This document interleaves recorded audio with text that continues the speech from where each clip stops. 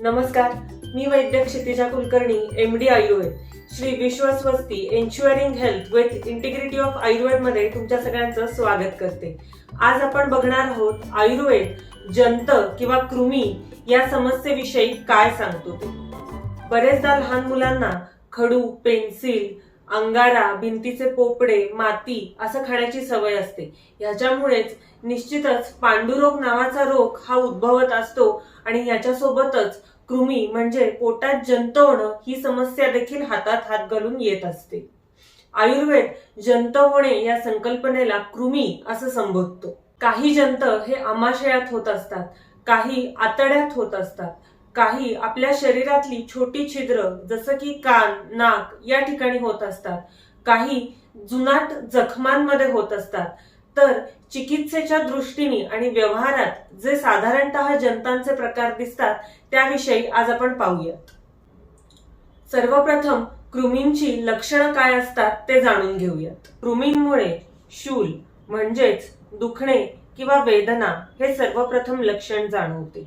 त्यानंतर पोट फुगणे, गुडगुडणे, अग्निमांद्य, अपचन, काही वेळा मळमळ, तोंडाला चिकटा, ओकारी येणे, झोपेत दात खाणे, झोपेत लाळ गळणे, कान, नाक या ठिकाणी खाजणे, डोकेदुखी, भोवळ, कंप, ताप, जुलाब, आचके, कृशता, रक्त कमी होणे, शरीराला रुक्षता येणे, स्त्रियांच्या बाबतीत योनिमार्ग, मूत्रमार्ग या ठिकाणी खाजणे हे देखील जंत असण्याचे एक कारण असू शकते।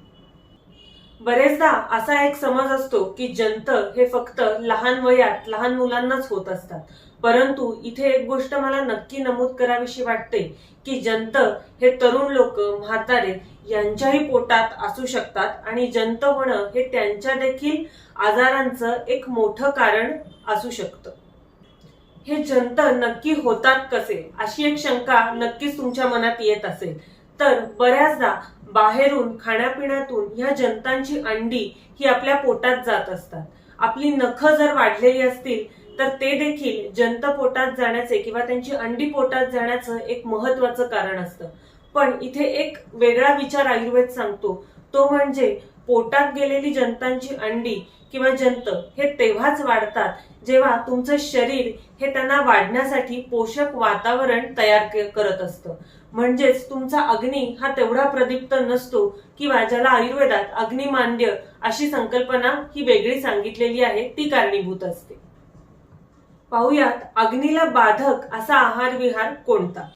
गोड पदार्थ, दूध, अंडी, मांसाहार, दही, उडीद, पिठाचे पदार्थ, पालेभाज्या, व्यायामाचा अभाव, दिवसा झोप, मोड आलेली कडधान्ये यांचे अत्याधिक सेवन, कच्चे पदार्थ सतत खाणे, सॅलेडच्या नावाखाली कच्च्या पालेभाज्या, कच्च्या फळभाज्या यांचं सेवन करणे हे सर्व पदार्थ अग्नीला दूषित करण्यासाठी कारणीभूत ठरतात। बरेचदा उवा, लिखा केसात होणं ही एक समस्या सर्वांना भेडसावत असते। तर आयुर्वेद उवा, लिखा यांचाही समावेश हा कृमींच्या अंतर्गत करत असतो। शरीराच्या किंवा त्वचेच्या, केसाच्या बाह्य भागावर होणाऱ्या कृमींमध्ये उवालिखांचा समावेश होतो। यासाठी बाह्य उपचारांसोबतच आयुर्वेदात आभ्यंतर म्हणजेच पोटात घेण्यासाठीची वेगळी औषधं अशी सांगितलेली आहेत। आता या कृमींची चिकित्सा ही काय प्रकारांनी होत असते याविषयी थोडंसं। कृमींची ट्रीटमेंट करताना मुख्यतः 3 प्रकारांनी ती करता येते। पहिले म्हणजे शरीरात कृमींना पोषक असणारं वातावरण याचा नायनाट करणं, दुसरं म्हणजे कृमींना मारणं आणि तिसरं म्हणजे कृमीपतन। अशा 3 प्रकारे जर औषधी योजना केली तर निश्चितच आपल्या पोटात होणारे जंत हे त्रासदायक ठरत नाहीत। अशा अन्य माहितीसाठी आणि आयुर्वेदाबद्दल अजून जाणून घेण्यासाठी चॅनलला सबस्क्राईब करायला विसरू नका। धन्यवाद।